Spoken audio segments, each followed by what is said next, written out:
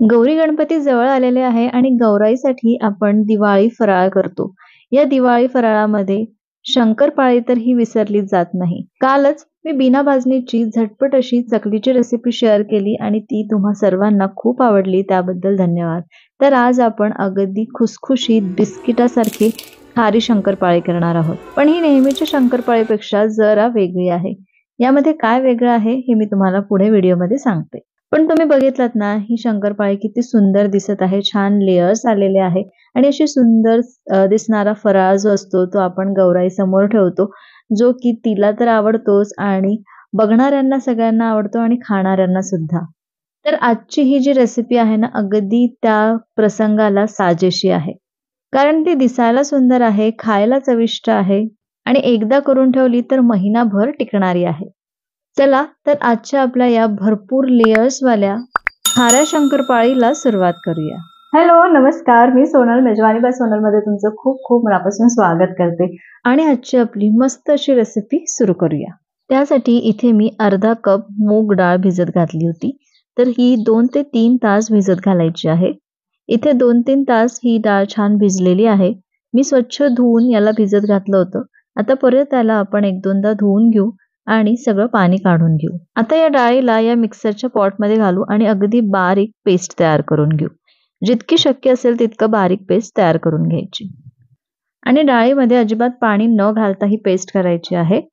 जर गरज लागल्यास फक्त 1 ते 2 चमचे पाणी घालायचं आणि ही छान बारीक पेस्ट तयार करायची. तर हे बघा, या पद्धतीची ही बारीक पेस्ट तयार झालेली आहे. खूप बारीक होत नाही, खूप बारीक झाली तरी काही हरकत नाही. थोडेसे दाणेदार राहिलं ना तरीही काही हरकत नाही. तर आपलं हे मुगाच्या डाळीचं पेस्ट तयार झालेली आहे. आता आपण ही एका भांड्यात काढून घेऊ. तर हे आपण या परातीमध्ये काढून घेतलं. आता यामध्ये अर्धा चमचा हळद घालू. 1 चमचा मी इथे तिखट घालत आहे. तिखट ऑप्शनल आहे, नाही घातलं तरी चालेल. मला हे थोडेसे स्पायसी आणि थोडीशी अशी चटपटीत अशी ही शंकरपाळी तयार करायची आहे म्हणून मी घालत आहे. त्यानंतर पाव चमचा इथे हिंग घालू. 1 चमचा यामध्ये काळे तीळ घालणार आहे. जर काळे तीळ नसेल तर पांढरे तीळ घातले तरीही चालेल किंवा तुमच्याकडे कलौंजी असेल तर ती 1 चमचा घातली तरीही चालेल. त्यानंतर चवीपुरतं मीठ यामध्ये घालू. अर्धा चमचा यामध्ये जिरे घालू. हे जिरे आहे ना, ते फक्त असे अख्खेच घालायचे, बारीक करून नाही घालायचे. बारीक करून घातले ना तर मग जे आपलं शंकरपाळी आहे ती थोडीशी लालसर किंवा काळसर होऊ शकते. तर अख्खे जिरे घातले की ते तळल्यानंतर छान अशा बिस्किटासारखे खुसखुशीत लागतात.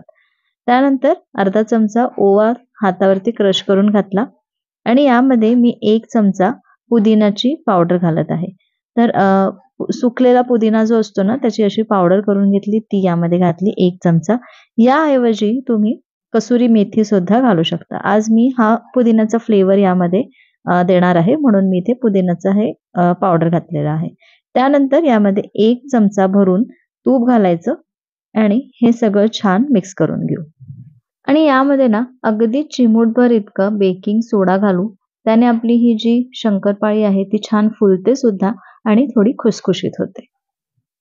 आता हे सगळं छान मिक्स करू. आता यामध्ये मी फक्त 1 कप गव्हाचं पीठ घालणार आहे. पण मी तुम्हाला इथे सांगते 2 ते 3 टेबलस्पून इतका रवा सुद्धा घाला. त्यामुळे आपली ही जी शंकरपाळी आहे ना अजूनच खुसखुशीत होण्यास मदत होते. जसं मी सुरुवातीला दाखवलं की आपली आत्ताची जी ही शंकरपाळी आहे छान खुसखुशीत, कुरकुरीत झालेली आहे. पण जर रवा घातला तर ती अजून जास्त चवीला पण छान लागते आणि अजून जास्त खुसखुशीत सुद्धा होते. तर इथे ही महत्त्वाची टिप आहे, नक्की लक्षात ठेवा. तर यामध्ये 1 कप इतका हा गव्हाचं पीठ घातलेलं आहे. इथे गव्हाच्या पिठाच्या ऐवजी तुम्ही मैदा सुद्धा वापरू शकता, पण आज मी हे गव्हाचं पीठच वापरलेलं आहे. आणि जर गव्हाचं पीठ वापरणार असाल तर तुम्ही यामध्ये थोडासा रवा पण घाला. मी इथे घातलेला नाहीये. आता हे छान मिक्स करू. आता यामध्ये जितकं बसेल ना तितकं आपल्याला हे घालायचं आहे. मी इथे 1 कप सुरुवातीला घेतला गव्हाचं पीठ आणि नंतर परत मी 3-4 टेबलस्पून इतका हा गव्हाचं पीठ परत ॲड केलेला आहे आणि घट्ट अशी कणिक मळून घ्यायची किंवा यामध्ये जेवढं पीठ बसतं ना तेवढं पीठ मिसळायचं आणि छान घट्ट असं डो तयार करून घ्यायचं किंवा घट्ट अशी कणिक मळून घ्यायची. हे बघा, ही घट्ट अशी कणिक मळून झालेली आहे. आता यावरती झाकण ठेवू आणि एक 10 ते 15 मिनिटं याला रेस्ट करायला ठेवू. इथे 15 मिनिटं झालेली आहे आणि आता आपल्याला एक साठा तयार करून घ्यायचा. आता आपल्याला याची शंकरपाळी तयार करायची आहे. त्यासाठी आपण एक साठा तयार करू. तर मी एका वाटीमध्ये 2 टेबलस्पून तूप थोडं गरम करून घेतलं.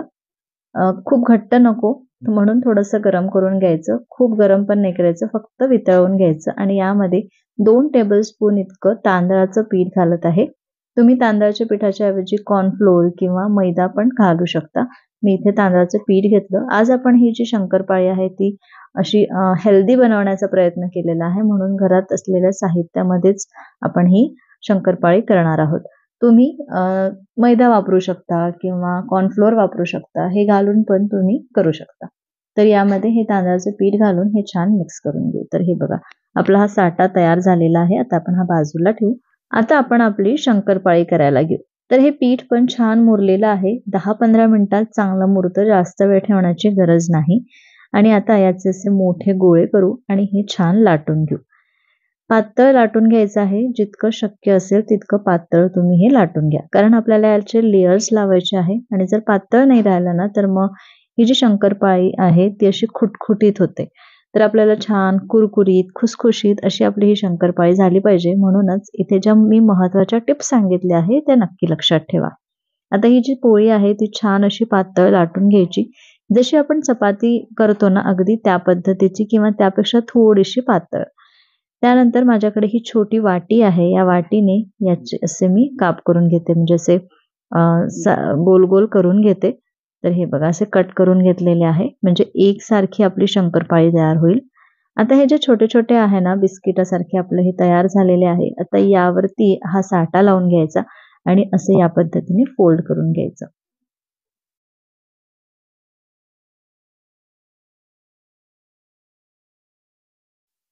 तर हे बघा किती सुंदर आपली ही शंकरपाळी दिसते ना. तर याच पद्धतीने मी सगळे या शंकरपाळ्या तयार करून घेते, असे फोल्ड करून घेते आणि आता आपण याला तळून घेऊ. तर एकीकडे मी तेल गरम करायला ठेवलेलं आहे आणि तेल खूप गरम नाहीये किंवा खूप थंड सुद्धा नाहीये.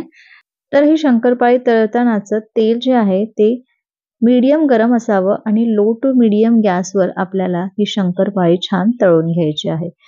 अगदी गोल्डन रंगावरती तळून घ्यायची आणि थोडासा लाईट रंग आला किंवा थोडासा असा सोनेरी रंग आला ना की काढून घ्यायची. त्यानंतर ती परत थोडी लाल होते, तर इथे आपल्याला ही काळजी घ्यायची आहे.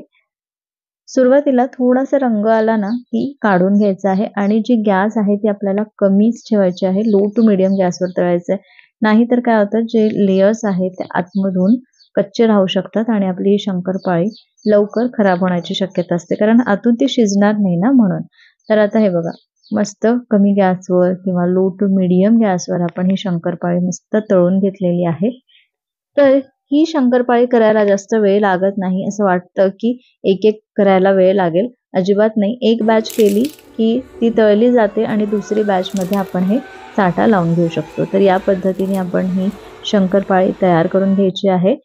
गणपतीमध्ये किंवा गौराईमध्ये किती सुंदर सुंदर फराळ आपण करतो, त्यामध्ये ही सुंदर दिसणारी शंकरपाळी तर ठेवायला पाहिजे. तुम्हाला आवडली ना मला कमेंट करून नक्की सांगा.